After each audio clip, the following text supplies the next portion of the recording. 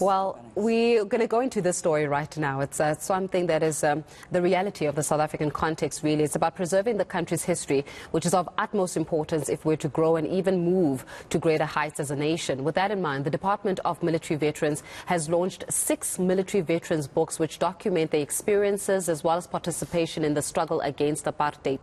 We're joined now by Irene Mpolweni, who is the Director General in the Department of Military Veterans, to talk literally about this.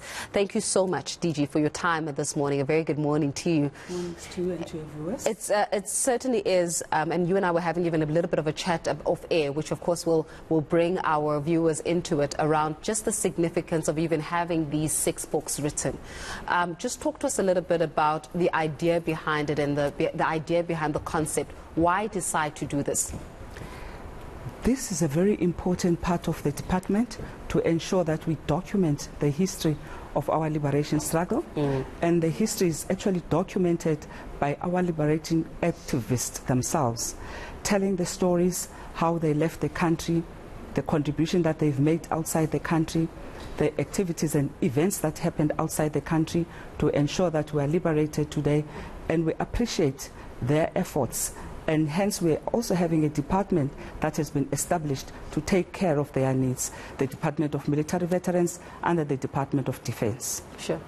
And I'm sure that you must be encouraging as well for other military veterans, those that were trained outside the country, those that received some kind of a formal understanding, formal training with that, to come forward and even give their account and share their side of the story, because some of these stories, DG, get lost, and some of the realities and the lived experiences of what it took to get a democratic South Africa, some of them are lost, and some are lost forever, simply because the people are no longer here.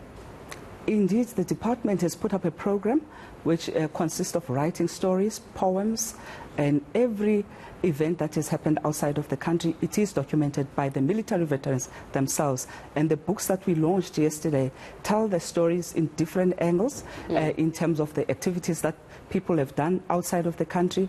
As we all know, not all of us went outside of the country to be, MK soldiers and APLA soldiers. Other people left the country, but also were sent into education institutions to study in preparation, of course, of our democratic dispensation. I want us to talk a little bit about the story of the military veteran, whether APLA, whether MK, but many would say that this is the saddest story of South Africa's soldiers who were willing to fight for a democratic dispensation. They were trained, many were, as you were mentioning, many were trained in Russia, many were trained in various areas because they were preparing for war, right?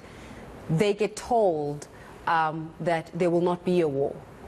They come to this country and then they're supposed to reintegrate.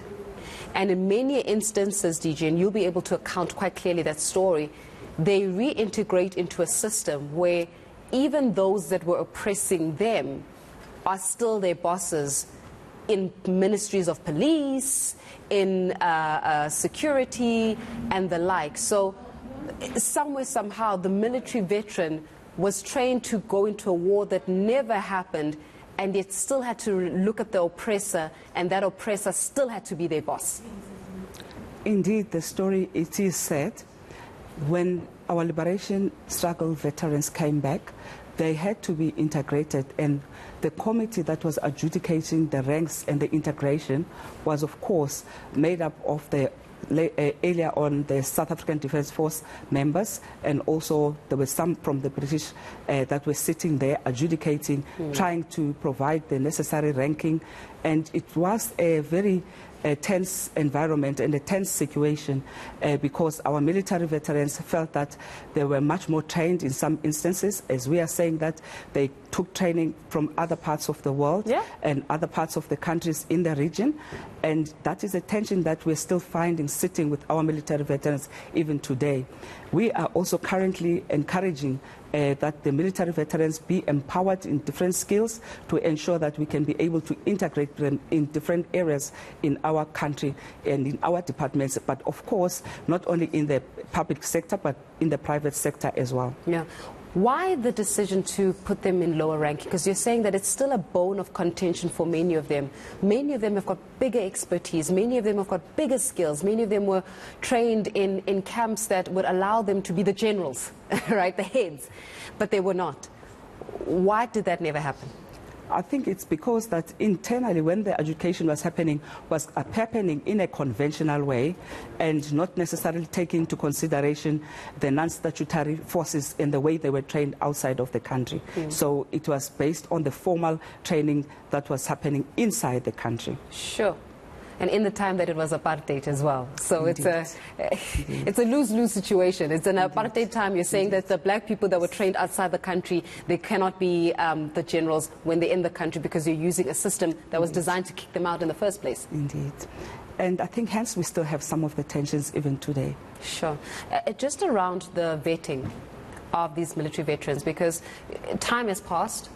Many of them have passed away, many of them have been integrated, many of them have never shared their stories. How are you faring when it comes to being able to vet who's a military veteran and who's not? Because there were also around bones of contentions around certain promises that were made to them that were never really fulfilled, or certain conversations of promises that were never made to be fulfilled. And whether that was a formalized, whether it was coming in from different sectors, one will never fully understand it. But just talk to us a little bit about the vetting process and what was promised. Currently, the Act that was designed 2018, Act 18 of 2011, has taken into consideration all the areas that were created in terms of the gaps. Now it is taking into consideration the issue of vetting, as you call it, but we call it the verification, the development of the database. And they have been included and they have been verified, and they had to apply to be interviewed so that they can be included in our database to benefit from the benefits that we are offering in the department. The Act has taken care of much of the gaps that were identified. Skills development and empowerment is another area that is in the Act. Housing, provision of housing, as we are saying that some of the issues that they have raised is the issue of housing. It is within the Act 18 of 2011. The issues of health, that has been another bone of contention to be taken care of. Of course, currently it only takes care of the members and the beneficiaries are left out, but that the Act is currently under review to ensure that the beneficiaries will be taken care of as well in terms of the health benefit. And of course, in the Act, there's issues of transport, there's issues of education support, the pension, which we currently are talking a lot about, is also within the Act 18 of 2011. So most of the gaps that were identified in the past are taken care of in this Act. But we are currently reviewing the Act. There's a lot of consultation that is happening so that we can be able to look at the gaps that might have been identified along the way when the Act is about 10 years old, and we needed to ensure that we review it and we make sure that some of the things that have been left out can be included in the new bill that is going to be passed in Parliament. DG, will South Africans ever understand the price that was paid to become a democratic dispensation? The price that these men and women actually paid for getting us into the place where you and I can sit and I can broadcast on TV and there's nobody that wants to arrest me right now. Will we ever understand what they actually had to do to get us here? I think the offers and the programs that the department is doing is actually to profile these men and women that took out their time to go and sacrifice outside of the country to fight for all of us, to make sure that we are where we are today. These efforts of providing opportunities in terms of writing the stories, doing more productions in relation to the life and the journey of the military veterans. And we need to ensure also that we publish the books that we are currently have launched yesterday. We are in contact with a publisher in the Western Cape that is going to ensure that these books are are also dispersed in bookshops and people can be able to access them. But also as government, we work in an integrated manner. We are going to talk to other departments like Department of Education to ensure that the children and also the legacy of this journey is also realized at a high school level. We are also going to be talking to other partners like the Department of Sports, Arts and Culture, which is also part of the work streams that we are working on in terms of the presidential task team that was established. We have a memorialization work stream that deals with a whole range of things, libraries that we want to ensure that these books are in. And of course, we want to make sure even in the libraries there is a revolutionary corner where you can be able to find these books and be able to read about this history.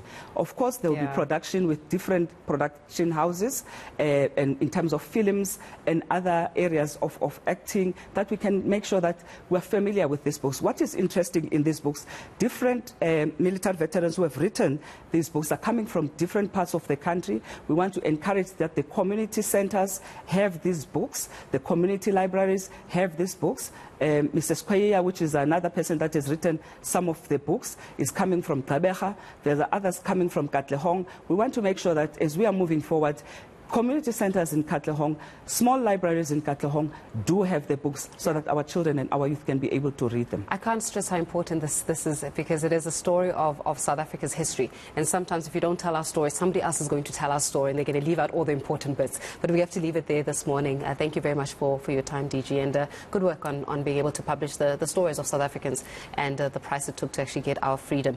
That was Irene Mpolweni, the Director General of the Department of Military Veterans.